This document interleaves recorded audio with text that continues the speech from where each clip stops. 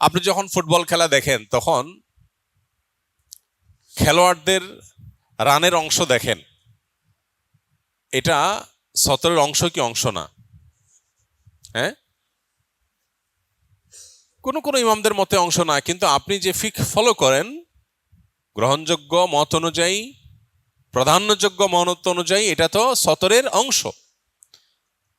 যেটা ঢাকা ফরজ সেটার দিকে দেখা গুনাহ। যেটা ঢাকা ফরজ অর্থাৎ যার কাছে অন্যের কাছে যেটা যে অঙ্গ ঢেকে রাখতে হয় সে অন্যের জন্য ওই অঙ্গ দেখাটা হালাল নয়, তো এই হারাম তো আপনাকে করতে হচ্ছে, গুনাহের কাজ আপনাকে করতে হচ্ছে। করা এই কাজগুলো প্রত্যেকটাই বেশ স্ট্রাগলের কাজ, কষ্টসাধ্য কাজ, কিন্তু আল্লাহ রাব্বুল আলামিন স্কিল ডেভেলপমেন্টের প্রয়োজনে আমাদেরকে এক ছাদের নিচে একটা জায়গায় একত্র করে দিয়েছেন। যে ভাইদের সাথে আমরা একসাথে উঠা বসা করছি, খাওয়া দাওয়া করছি, ঘুমাচ্ছি, নামাজ আদায় করছি, আমার সে ভাইয়ের মধ্যে কোনো দুর্বলতা দেখার পর পরম মমতার সাথে, পরম আদরের সাথে, ভালোবাসার সাথে তাকে যদি আমি দাওয়া দিয়ে দেই, আর আমার ভাইয়ের যদি সংশোধন হয়, তাহলে তিনি সারা জীবন সংশোধিত থেকে আল্লাহর কাছে যেই পরিমাণ সওয়াব লাভ করবেন, ওই গুনাহ ত্যাগের সওয়াব বা নেকামল করার সওয়াব যেটা তিনি লাভ করবেন, দাওয়াত দিয়ে সেটা লাভ করলাম। আমাদের এখানে যে দাওয়া ডিপার্টমেন্ট আছে, সে দাওয়া ডিপার্টমেন্টের কোনো প্রয়োজন থাকার কথা না। যেখানে জেনারেল ব্যাকগ্রাউন্ডের ভাইয়েরা 50%, আলেমরা 50%, সেখানে একজনের দায়িত্ব নিলেই তো যথেষ্ট হয়ে যায়। একজন আলেম একজন জেনারেল ভাইয়ের দায়িত্ব নিলেই তো যথেষ্ট হয়ে যাওয়ার কথা, আর তো লাগার কথা না। কিন্তু আমরা ধরে নিয়েছি যে এখানে দাওয়া ডিপার্টমেন্টের দায়ী ভাইরা যারা আছে তাদের চাকরি এটা তারা করবে, আমি করলে বোধহয় আমার লস হয়ে যাবে। তো এটা একটা সুনির্দিষ্ট দুর্বলতা আমাদের মধ্যে বের হয়েছে। তো আজকে আমি আপনাদের প্রতি উদাত্ত আহ্বান রাখতে চাই যে আমরা সবাই প্রত্যেকে যার যার জায়গা থেকে ইনশাআল্লাহ তাআলা একজন মানুষকে টার্গেট করব, যে আমি ওই ভাইটাকে যাকে টার্গেট করব বুঝে শুনে টার্গেট করি, যার প্রোফাইল অনুযায়ী হাবভাব দেখে মনে হবে আমি তার সাথে একটা সুসম্পর্ক গড়ে তুলতে পারি এবং ওই ভাইকে একটা দাওয়া দিতে পারি। কোনো ভাইয়ের মধ্যে নামাজের ব্যাপারে গাফিলতি আছে, তিনি নামাজ পড়েন, কষ্ট নিয়ে পড়েন, মানসিকভাবে আল্লাহর বান্দিগি দাসত্বকে মেনে নিয়ে পড়ার মতো মানসিকতা হয়তো কম আছে বলে মনে হয়, আপনি তাকে টার্গেট করেন, করে তাকে একটু বিনয়ের সাথে তার সাথে একটু বন্ধুত্বপূর্ণ সম্পর্ক গড়ে তোলেন, তাকে আপনি কাছে টেকে নেন, কোনো নামাজের আগে পরে একটু পরিচিত হন, বাড়ি কোথায়, আপনার বাড়ি কোথায়, এরপরে তাকে একটু আপনি দাওয়া দেন। টার্গেট করে আলেম ভাইরা এই কাজটা করা যাবে না ইনশাআল্লাহ? আমি খুবই কষ্ট পেয়েছি, সত্যি খুবই কষ্ট পেয়েছি। আমি এতটা ভয়াবহতা আশা করিনি। কিছুটা আমরা দাওয়াতি ক্ষেত্রে এটাকে আমরা চাকুরি বানিয়ে নিয়েছি, চাকুরি করলে দাওয়াতি কাজ করব, আর না করলে করব না। আপনারা মাশাআল্লাহ কিছু কাজ করেন আলেমরা, সেটাকে অ্যাপ্রিসিয়েট করি। যেমন কোরআনের যে মজলিসগুলো হয় ফজরের পরে, সেগুলোতে আপনারা যে সমস্ত ভাইয়াদের কোরআন সহি নেয় তাদেরকে সহি করান, এটা স্বপ্রণোদিতভাবে স্বেচ্ছায় বিনা বেতনে বিনা স্বার্থে বিনা সুবিধায় করেন, এটা অ্যাপ্রিসিয়েট করার মতো কাজ মাশাআল্লাহ। কিন্তু দাওয়া এটা আমাদের মধ্যে বিল্ট ইন হয়ে যাওয়া উচিত, এটা আমাদের মধ্যে বাই ডিফল্ট হয়ে যাওয়া উচিত, যে আমি আমার একটা ভাইকে দাওয়া দেওয়ার সুযোগ পাবো আর আমি সে সুযোগ হাতছাড়া করবো, এর চেয়ে দুর্ভাগ্যজনক কি আছে? নবী করিম সাল্লাল্লাহু আলাইহি সাল্লাম বলেছেন আলী রাদিয়াল্লাহু তাআলা আনহুকে, ইয়া আলী লা আন ইয়াহদিয়াল্লাহু বিকা রাজুলান ওয়াহিদান খায়রুন লাকা মিন হুমুরিন নাম। আলী, তোমার মাধ্যমে যদি আল্লাহ একজন মানুষকে হেদায়েত দেন, একজন মানুষকে তোমার মাধ্যমে যদি হেদায়েত দেন, তাহলে লাল ওটের মালিক হওয়া যতটা গৌরবের সেই সমাজের মানুষের মধ্যে ছিল, নবীজি তাকে বলেছেন যে তার চাইতে বেশি গৌরবের বিষয় তোমার হবে এই একটি মানুষের হেদায়েতের মাধ্যম হয়ে যাওয়া। তো এই জন্য ভাই, আমরা যারা আলিম ভাইরা আছি, মাদ্রাসা ব্যাকগ্রাউন্ডের ভাইরা আছি, আমরা আমাদের জেনারেল ভাইদের প্রতি দাওয়া দেবো তো ইনশাআল্লাহ। আমি এরপরে কোনো এক জুমায় কোনো একদিন ইনশাআল্লাহ আবার জিজ্ঞেস করবো ইনশাআল্লাহ কার কি অ্যাচিভমেন্ট, বলার মতো অ্যাচিভমেন্ট আমরা রেডি করবো ইনশাআল্লাহ। ঠিক আছে না ভাই? দাওয়া দিলে কি আমাদের কোনো লস হবে? শয়তান আমাদেরকে ভুলিয়ে রাখে, চলতে ফিরতে উঠতে বসতে আপনি কত কথা বলেন, মানুষ সামাজিক প্রাণী, আপনি তো চুপচাপ থাকেন না, বোবার মতো থাকেন না, আপনি তো এমনি কথা বলেন, তো সেটাকে আপনি দাওয়াতি ক্ষেত্রে কেন কনভার্ট করবেন না? সেই কথাটাকে দাওয়াটি টার্গেট নিয়ে কেন বলবেন না? এই যে এখন বাসে যাবেন, আপনার পাশের সিটে একজন ভাই বসেছেন, তিনি জেনারেল ব্যাকগ্রাউন্ড, একটু পরিচিত হন, তার একটা উপকার পৌঁছানোর চেষ্টা করেন। আহাব্বুন নাস ইলাল্লাহি আনফাহুম লিন্নাস, আল্লাহর কাছে সবচেয়ে প্রিয় মানুষ সে যে মানুষের জন্য সবচেয়ে বেশি উপকারে আসে। যে মানুষের জন্য সবচেয়ে বেশি উপকারে আসে সেই মানুষটা হলো আল্লাহর কাছে সবচেয়ে বেশি প্রিয়। আর মানুষের জাহান্নাম থেকে বাঁচিয়ে দেওয়ার মতো উপকার আর কি হতে পারে? একজন মানুষকে জাহান্নাম থেকে বাঁচানোর মতো উপকার আর কিছু হতে পারে? ভাইরা আমার, শুধু আলেমরা না, শুধু মাদ্রাসা ব্যাকগ্রাউন্ডের ভাইয়েরা না, আমরা যারা সাধারণ ভাইয়েরা আছি, আল্লাহ আমাকে একটা জিনিস বোঝার তৌফিক দিয়ে দিয়েছেন।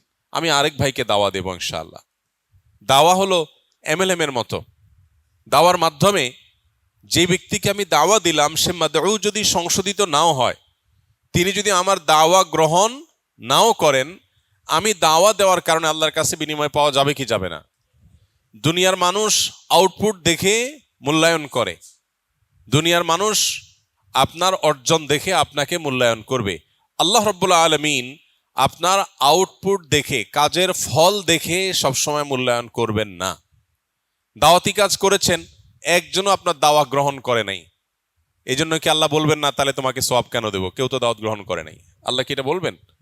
দাওয়াত দেওয়াটা ইটসেলফ একটা ইবাদত, একটা নেক আমল। দাওয়াতের একটা বড় সুফল হলো আপনি যখন মানুষকে দাওয়াত দিবেন তখন আপনি নিজে অটোমেটিক সংশোধিত হয়ে যাবেন। কারণ এটা অনেকটা ফুটবলের মতো, ওয়ালে ওয়ালে ফুটবল মারার মতো। ওয়ালে যদি কেউ ফুটবল মারে সেটা নিজের দিকে ব্যাক আসে। ঠিক একইভাবে আপনি যখন কোনো ভাইকে দাওয়াত দেওয়ার পরিকল্পনা করবেন, ইনশাআল্লাহ আপনার নিজের মধ্যে সেই কাজ করার প্রেরণা জাগ্রত হবে, দায়িত্ববোধ সৃষ্টি হবে যে আমি দাওয়াত দিয়েছি, আমি না করলে কিভাবে হয়। তো এই জন্য দাওয়াতি কাজ করার চেষ্টা করবো তো ইনশাআল্লাহ ভাই।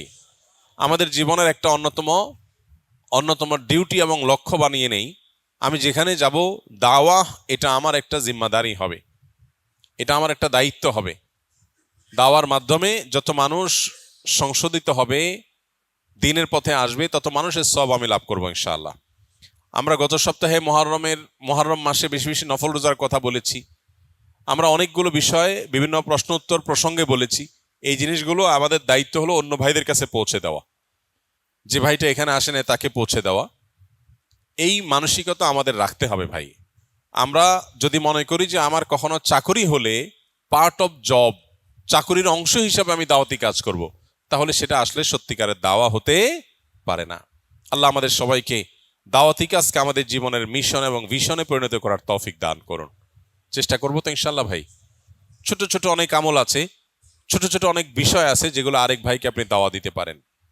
এই যে এখন ফুটবল বিশ্বকাপ চলছে, অনেস্টলি কে কে নিয়মিত খেলার খোঁজ খবর রাখেন? আছেন? থাক, হাত তুলে, আমরা কাউকে লজ্জা দিতে চাই না। হ্যাঁ, বুঝি নাই। ও না, না না দেখা এক জিনিস, ওইটা একটা লেয়ার, আর খোঁজ খবর না আরেকটা লেয়ার। অনেকে দেখে না কারণ সুযোগ নেই, সুযোগের অভাবে সৎ, তাই না? সুযোগ থাকলে দেখতো, তাই না? ভাইরা আমার, ইমানদারের জীবন অনেক মূল্যবান, ইমানদারের জীবন এত সস্তা না। যাদের জীবনে সুখ শান্তি শেষ হয়ে গেছে, তাদের ডিপ্রেশন দূর করার জন্য নানান আয়োজন তাদের দরকার হয়। তারা অনেক হারামে জড়াতে হয়, মদ খেয়ে বুধ হয়ে থাকতে হয় ডিপ্রেশন দূর করার জন্য। ইমানদারের আলহামদুলিল্লাহ সবচেয়ে বড় প্রশান্তির জায়গা হলো নামাজ। নবী করিম সাল্লাল্লাহু আলাইহি সাল্লাম বেলাল রাদিয়াল্লাহু তাআলা আনহুকে বলতেন, আরিহনা বিহা ইয়া বেলাল, বেলাল আজান দাও, নামাজের ব্যবস্থা করো, নামাজের মাধ্যমে আমাকে একটু প্রশান্তি দান করো। নামাজের মাধ্যমে প্রশান্তি চাইতেন নবী করিম সাল্লাল্লাহু আলাইহি ওয়াসাল্লাম। তিনি নামাজকে এত ভালোবাসতেন, নামাজটা তার কাছে এত প্রিয় জিনিস ছিল। আমাদের টাইম পাস করার জন্য, মানসিক রিফ্রেশমেন্টের জন্য, বিনোদনের জন্য, আমাদের কর্মজীবনের যে গ্লানি কষ্ট সেগুলো ধুয়ে মুছে দূর করার জন্য আমাদের অনেক উপায় লাগে। আর নবী করিম সাল্লাল্লাহু আলাইহি সাল্লাম তার মানসিক প্রশান্তির উপায়ই ছিল নামাজ। কানা ইজা হাজাবাহু আমরুন ফাজা ইলা সালাহ। আজকাল অনেক সাইকোলজিস্টরা আপনাদেরকে পরামর্শ দিবে, তুমি ডিপ্রেশনে আছো, তাহলে ফিল্ম দেখো, পছন্দের ফিল্ম দেখো, এরকম পরামর্শ দেওয়া হয় না? পছন্দের নাটক দেখো, এটা করো, সেটা করো, তোমার যেটা করতে মনে চায় সেটা করো।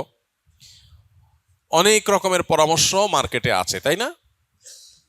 প্রিয় নবী সাল্লাল্লাহু আলাইহি সাল্লামের অভ্যাস ছিল, তার জীবনে কখনো যদি কোনো পেরেশানি আসতো, কোনো কষ্টের মুহূর্তের মুখোমুখি হতেন, কঠিন পরিস্থিতির মুখোমুখি হতেন, ফাজা ইলা সালাহ, নামাজে দাঁড়িয়ে যেতেন কষ্ট দূর করার জন্য।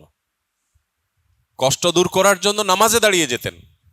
আর আমরা কষ্ট দূর করার জন্য হারামের দিকে বা নাজায়েজ কাজের দিকে, বা যে কাজ আমাকে নিশ্চিত হারামের দিকে নিয়ে যাবে সে কাজের দিকে আমরা ধাবিত হচ্ছি। আল্লাহ তাআলা আমাদেরকে বুঝার তৌফিক দান করুন। মুসলমানকে ইসলাম অনেক মূল্যবান সম্পদ দিয়েছে। আল্লাহ রাব্বুল আলামিন অনেক নেয়ামত আমাদেরকে দিয়েছেন। প্রিয় ভাইরা আমার, এই নেয়ামতগুলোকে আমরা ভুলে বসে আছি, বেমালুম ভুলে বসে আছি। আমাদের জন্য আফসোস যে অমুসলিমদের তৈরি করা বিভিন্ন উপায় অবলম্বন করে আমাদের কষ্ট দূর করতে হয়। আমরা তো মুহাম্মদ সাল্লাল্লাহু আলাইহি সাল্লামের উম্মত। তার কাছে নামাজই ছিল সবচেয়ে উপভোগ্য বিষয়, আর আমাদের কাছে নামাজ সবচেয়ে বোঝার বিষয়। তো এই জন্য ভাই, এই জায়গাটাতে আমাদের ডেভেলপমেন্ট দরকার, এখানে আমাদের দাওয়া দরকার। আল্লাহ আমাদেরকে সংশোধিত হওয়ার তৌফিক দান করুন। আপনি যখন ফুটবল খেলা দেখেন, তখন খেলোয়াড়দের রানের অংশ দেখেন, এটা সতরের অংশ কি অংশ না? হ্যাঁ, কোন কোন ইমামদের মতে অংশ না, কিন্তু আপনি যে ফিক ফলো করেন, গ্রহণযোগ্য মত অনুযায়ী, প্রাধান্যযোগ্য মত অনুযায়ী, এটা তো সতরের অংশ। যেটা ঢাকা ফরজ সেটার দিকে দেখা গুনাহ। যেটা ঢাকা ফরজ, অর্থাৎ যার কাছে, অন্যের কাছে যেটা, যে অঙ্গ ঢেকে রাখতে হয়, সে অন্যের জন্য ওই অঙ্গ দেখাটা হালাল নয়। তো এই হারাম তো আপনাকে করতে হচ্ছে, গুনাহের কাজ আপনাকে করতে হচ্ছে। এরপরে এর ফাঁকে ফাঁকে যে অ্যাডভার্টাইজ, মিউজিক, সেগুলো আপনি জ্ঞাতসারে জেনে শুনে আপনাকে দেখতে হচ্ছে। আজকাল এই বিষয়গুলো আমাদের কাছে গা সওয়া হয়ে গেছে। আপনি একটা ইউটিউবে একটা ভিডিও দেখছেন, ভিডিওর বিষয়বস্তু হয়তো খুবই গুরুত্বপূর্ণ, হয়তো একটা টিউটোরিয়াল ভিডিও আপনি দেখছেন, হয়তো গুরুত্বপূর্ণ ইনফরমেশন আছে, কিন্তু সেখানে ব্যাকগ্রাউন্ড মিউজিক সেট করা আছে। কি বলেন, এটা কি দেখা হালাল হবে? শোনা হালাল হবে? কিন্তু আমরা শুনছি, অবলীলায় শুনছি। এই চেতনা আমাদের থেকে দূর হয়ে গেছে। এই জন্য ভাই, দ্বীনি চেতনা জাগ্রত করা দরকার, এবং মানুষ আল্লাহ রাব্বুল আলামিনের কাছে তার জীবনের সবকিছুর জন্য জবাবদিহি করবে। আপনারা যতদিন এখানে আছেন, আমি আপনাদেরকে অন্তঃস্থল থেকে গভীরভাবে রিকোয়েস্ট করব যে নিজেদেরকে সংশোধন করে এখান থেকে সকল হারাম বর্জন করে সকল সুন্নাহকে আঁকড়ে ধরে এখান থেকে যাওয়ার চেষ্টা করব ইনশাআল্লাহ। চেষ্টা করব তো ইনশাআল্লাহ। আল্লাহ আমাদেরকে তৌফিক দান করুন। তাহলে ইনশাআল্লাহ আমরা সবাই দাওয়াতি কাজে মগ্ন থাকবো ইনশাআল্লাহ। আর এই অনর্থক খেলাধুলা, খেলতামাশা, যেগুলো আমাদের ইবাদতের মনোযোগ নষ্ট করে, এমনিতেই আমাদের ইবাদতের মনোযোগ নাই, এমনিতেই আমাদের ফোকাস নষ্ট হয়ে গেছে, এমনিতেই আমাদের মনোযোগ নানা কারণে ধ্বংস হয়ে গেছে। ডোপামিন আমাদেরকে চতুর্দিক থেকে গ্রাস করছে, ঘিরে ধরেছে। এরপর আবার এই চমক প্রতি মুহূর্তে আপনার আমাদের মনোযোগ নষ্ট করে, এরকম বিষয়গুলোতে আমরা কখনো নিমজ্জিত হতে পারি না। যে মুসলিম কখনো এটা আমি করতে পারি না। আপনি যখন খেলা দেখবেন, খেলোয়াড়দের বিভিন্ন পারফরমেন্স, তাদের ভালো মন্দ, ভুল বিচ্যুতি, কিংবা তাদের কোনো ভালো শট ইত্যাদি, এগুলো আপনার নামাজের, পুরো নামাজের মধ্যে আপনার মনোযোগকে নষ্ট করবে কি করবে না? স্মৃতিতে ভেসে উঠবে কি উঠবে না? তো এমনিতেই তো আমার জীবনে হাজারো জিনিস আছে যেটা আমার মনোযোগ নষ্ট করার জন্য যথেষ্ট। আমি কেন আরেকটা জিনিস আমার ব্রেইনে চাপাবো যেটা আমার ইবাদতের মগ্নতাকে নষ্ট করবে? আর এতে আমার লাভ কি হবে, অর্জন কি হবে? আপনি যদি বলেন যে এতে আমি সুখ পাই, তো আপনার পছন্দের দল যখন হেরে যান তখন আপনি দুঃখ পান না? দুঃখ পান না? তাহলে এই জন্য ভাই, এই জিনিসটাতে আমাদের বিশেষভাবে মনোযোগ দেওয়া দরকার। যে আমরা অনর্থক কাজ করব না। আল্লাহ আমাদেরকে মেনে চলার তৌফিক দান করুন, এবং আমরা ইনহাউস দাওয়ার কাজ খুব জোরালোভাবে করব, যাতে করে আমাদের দ্বারা অন্য মানুষ উপকৃত হয়। আল্লাহ তাআলা আমাদেরকে আমলের তৌফিক দান করুন। আমাদের গত সপ্তাহে দুই ভাইকে পুরস্কার দেওয়ার কথা ছিল না? কই বাজির কোন দুই ভাই যেন, যারা মাশাআল্লাহ, আমরা কোরবানির ঈদের আগে বলেছিলাম যে কোরবানির পশুর হাটে যে মাইক বাজে, অনেক পশুর হাটে অত্যন্ত হাই ভলিউমে গান বাদ্য বাজানো হয়। কোরবানির পশুর হাট যেটা একটা ইবাদতকে ঘিরে হয়ে থাকে, সেখানে জিলহজের প্রথম দশকে নবীজি তাকবীর, তাহলিল, তাহমিদ পাঠ করার জন্য বলেছেন। সাহাবায়ে কেরাম বাজারে গিয়ে উচ্চস্বরে তাকবীর পাঠ করে অন্যকে স্মরণ করাতেন। সেখানে আমাদের কোরবানির পশুর হাটের মাইকে কেন সে তাকবীর উচ্চারিত না হয়ে গান উচ্চারিত হয়? এটা কি প্রত্যাশিত না অপ্রত্যাশিত? যে মানুষগুলো কোরবানির পশু কিনতে আসছে, তারা একটা ইবাদত করতে আসছে। ইবাদত করতে আসা মানুষগুলোকে বাজারে সাহাবায়ে কেরাম তাকবীর শোনাতেন, আর এই কোরবানির পশুর হাটে যারা কোরবানির পশু কিনতে আসছেন তাদের টাকা থেকেই তো এই মাইক বাজে। তো ইবাদতের টাকায় যে মাইক বাজে, সে মাইকে হারাম জিনিস বাজবে, এটা তো প্রত্যাশিত হতে পারে না। যারা এখানে ইবাদতের জন্য আসছে তারা তো এটা অবশ্যই এক্সপেক্ট করেন না।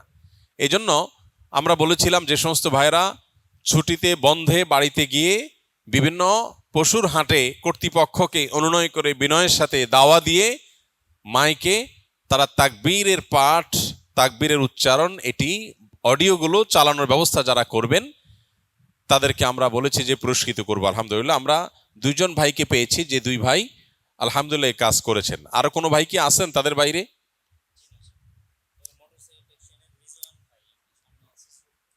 রেদওয়ান ভাই আছেন? চলে আসেন। আপনি কোন ডিপার্টমেন্টে? মোটরসাইকেল, মাশাআল্লাহ। মোটরসাইকেল টেকনিশিয়ান কোর্সে ভাই আছেন, ভাইয়ের নাম হলো রেদওয়ান না? মাশাআল্লাহ। ভাই কোন এলাকায় আপনি এটা করেছেন? মুন্সিগঞ্জের শ্রীনগর থানায় তিনি তার পশুর হাটে মাইকে তাকবীর বাজানোর ব্যবস্থা করেছেন। আপনি কি তাদেরকে অডিও ক্লিপ দিয়ে দিয়েছিলেন নাকি ওই অডিওটা তারা বাজাইছেন মাইকে? মাশাআল্লাহ, মাশাআল্লাহ। দাওয়ার উস্তাদ দিয়েছেন, কোন উস্তাদ দিয়েছেন আপনাকে?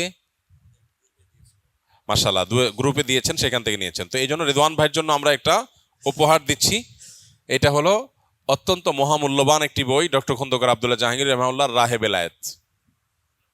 খুবই মূল্যবান একটা বই। এটা রেদওয়ান ভাইকে আমরা পুরস্কার হিসেবে দিচ্ছি, আর আসল পুরস্কার তিনি আল্লাহ রাব্বুল আলামিনের কাছ থেকে লাভ করবেন ইনশাআল্লাহ।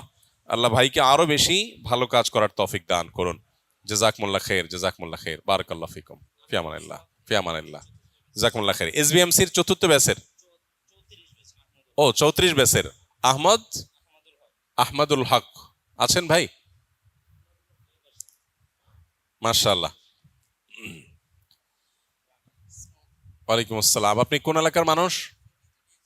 ফেনী দলিয়া। আচ্ছা, মাশাআল্লাহ। এটা কোন থানায়? সদরে? মাশাআল্লাহ। আপনি কি মাদ্রাসা ব্যাকগ্রাউন্ডের? কোথায় পড়ালেখা করেছেন? হাটহাজারী থেকে দাওরা পাশ করেছেন। কত সালে? 25-এ। মাশাআল্লাহ। এসবিএমসিতে আছেন, মাশাআল্লাহ। আহমদুল হক ভাই ফেনীর মানুষ, আলেম মানুষ। আপনার অ্যাচিভমেন্ট বলেন, আপনি এলাকায় কোন এলাকায় তাকবীরের ব্যবস্থা করেছেন? বালুচমনিতে, মাশাআল্লাহ। সেখানে কি বাজারে সবসময় তাকবীর উচ্চারিত হয়েছে মাইকে?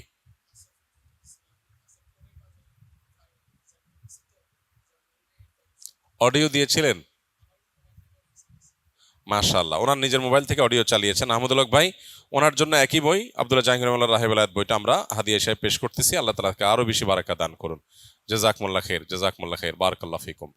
ভাই, এভাবে আমরা যে কোনো ভালো কাজের কথা জানবো, সেটার সাথে সাথে আমল করবো ইনশাআল্লাহ। আমরা কিন্তু জানা কথার উপরে আমল করার ক্ষেত্রে সবচেয়ে বেশি পিছিয়ে। আমরা মুসলমানরা আলহামদুলিল্লাহ দ্বীনের বিষয়গুলো আমাদেরকে আল্লাহ তাআলা যতটা জানার তৌফিক দিয়েছেন, তার বেশিরভাগই আমাদের আমল করা হয় না। এটা দুর্ভাগ্যের বিষয়। আমরা চেষ্টা করব এখন থেকে যেটা আমি জানবো সেটা আমল করব ইনশাআল্লাহ, এবং অন্যকে আমল করাবার জন্য চেষ্টা করব। চেষ্টা করা যাবে না ইনশাআল্লাহ? ইমাম আবু আব্দুর রহমান আস-সুলামি রাহিমাহুল্লাহ তিনি যেদিন এ হাদিস জেনেছেন, খায়রুকুম মান তাআল্লামাল কুরআন ওয়া আল্লামা, তোমাদের মধ্যে সবচেয়ে উত্তম সে যে কোরআন শিখে আর মানুষকে কোরআন শেখায়। এরপর তিনি তার জীবনের অবশিষ্ট অংশ, সেটা 70 বছর ছিল এরপরে তার হায়াত। এই 70 বছরের পুরো অংশ তিনি সিদ্ধান্ত নিয়েছেন মসজিদে মানুষকে কোরআনের দার্স, কোরআনের তাফসির, কোরআনের ইলমের প্রসার এটা তিনি দিবেন, এবং বাকি জীবন তিনি সেটা করেছেন। অর্থাৎ যে হাদিস তিনি পাঠ করেছেন সেটার উপর আমল করতে গিয়ে জীবনের 70 বছরের পুরাটুকু সেখানে নিবেদন করেছেন। কত শত হাদিস আমাদের সামনে দিয়ে চলে যায়, কত শত আমল আমাদের সামনে দিয়ে চলে যায়, অথচ সেগুলো আমাদের করা হয়ে উঠে না। এই জন্য আমরা আমল করার চেষ্টা করবো তো ইনশাআল্লাহ। কিয়ামতের দিন সবচেয়ে কঠিন এবং নির্মম আল্লাহর পক্ষ থেকে শাস্তির মুখোমুখি হবে যে মানুষগুলো, তাদের মধ্যে থেকে একজন হলেন, বিশেষ করে জাহান্নামের উদ্বোধন হবে যাকে দিয়ে। এরকম 3 শ্রেণী মানুষের মধ্যে এক শ্রেণী মানুষ হলো যে কোনো একটা বিষয় জানে, অন্যকে বলে, কিন্তু নিজে আমল করে না। তো আমরা নিজেরা আমল করবো তো ইনশাআল্লাহ, অন্যকেও বলবো, নিজেরাও আমল করব। আমরা যেখানে যাব আমাদের পুরো পরিবেশকে আমরা আমলি পরিবেশ করব। আমার সাথে বাসের পাশের সিটে এক ভদ্রলোক বসে আমার সাথে লম্বা যাত্রায় যাবে, তার সাথে আমি একটু পরিচিত হব না, একটু কথা বলবো না, মুস্কি হাসি দিব না, তার সুবিধা অসুবিধাগুলো আমি জানবো না, তাকে সুযোগ পেয়ে একটু দাওয়া দেব না, এটা কিভাবে হতে পারে? আমাদের মধ্যে এই মেজাজ, এই জোক, এই মানসিকতা এখান থেকে, স্কিল থেকে অর্জন করতে হবে, গড়ে তুলতে হবে। চেষ্টা করবো তো ইনশাআল্লাহ। আমাদের দায়ী ভাইরা যারা আছেন তারাও চেষ্টা করবেন যে আমাদের প্রত্যেকটা ভাইকে দাওয়াতি মেজাজে তৈরি করার, দাওয়াতি মুডে তৈরি করার, যে অভ্যাসই হবে দাওয়া দেওয়া মানুষকে। আর দাওয়া দেওয়ার প্রয়োজনে একে অন্যের সাথে আমরা সম্পর্ক গড়ে তুলব। আমরা সেলফিশ হব না, স্বার্থপর হব না। আজকাল দেখা যায় যে আমি এখানে একটা নির্দিষ্ট লক্ষ্য নিয়ে আসছি, আমি আমার কাজে আসি, সে তার কাজে আসে। এখন আজকাল দেখবেন কোনো জায়গায় আছে মানুষ, প্রত্যেকে যার যার মতো মোবাইল টিপতেছে, বসছে, কোথাও ওয়েটিংয়ে আছে, কেউ কারো খোঁজ খবর নিচ্ছে না। কারোর উপকার করা, কারোর স্বার্থ রক্ষা করা, এগুলো তো অনেক পরের কথা। একটু দাওয়া দিবেন সেটুকু করতে তিনি কার্পণ্য করেন। তো আমাদের 2 ভাই মাশাআল্লাহ এক্সাম্পল সৃষ্টি করেছেন, আরো ভাইরা আছেন, অনেকে করেছেন। আমাদের এক ভাই এখানে স্থানীয়, ওই যে ভাই এখানকার পশুর হাটে তিনি তাকবীরের উদ্যোগ নিয়েছেন। তো আমি চাইবো যে কোনো ভালো কাজের কথা আমরা শুনবো, সেটা অন্য ভাইকে দাওয়াত দেবো ইনশাআল্লাহ। চেষ্টা করা যাবে না ইনশাআল্লাহ? আল্লাহ তাআলা আমাদেরকে তৌফিক দান করুন, আমরা জানা জিনিসের উপর আমল করবো ইনশাআল্লাহ। আজকে যেহেতু প্রশ্নোত্তর সেশন নাই, আমি শেষ করব, তারপরেও আপনাদের মধ্য থেকে সরাসরি প্রশ্ন নিতে চাই, 1-2টা প্রশ্ন। দাঁড়ান। ওয়ালাইকুম আসসালাম।